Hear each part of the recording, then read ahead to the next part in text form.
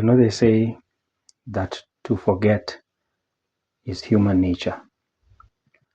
But allow me to remind you that to remember is also human nature. So what does that mean? You see, many of the times we do make excuses for failing to do the things that we are supposed to do.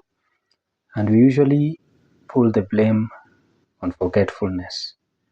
But allow me to remind you that the same mind that forgot is the same mind that will remember. So that means that in most cases, we are responsible for forgetfulness. Now, this is what I mean. Now, there are types of forgetfulness. Now, there is forgetfulness that comes with age. There's a forgetfulness that comes with being overloaded with things. But there's also a forgetfulness that comes with negligence. Now, in the book of Deuteronomy chapter number 8, when God is giving the Israelites instructions when they are about to enter the promised land, he says that they should consider his commandments lest they forget.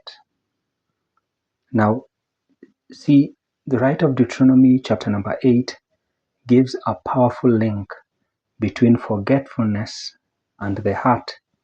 Now, this is what it means. It means that the things that are closest or dearest to your heart, you will not forget. But the things that are far from your heart, you will forget. Now that means that we have the capacity as human beings to either remember or to forget. So that means that we have a responsibility. Now this responsibility comes out in the form of discipline.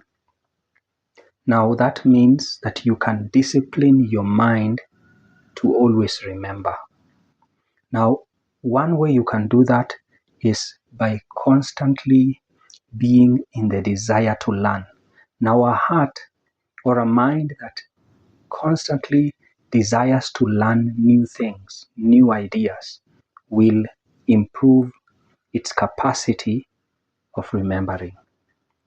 So that also tells you that if you do nothing, if you do not cultivate the capacity of your mind, God gave us a mind to be cultivated.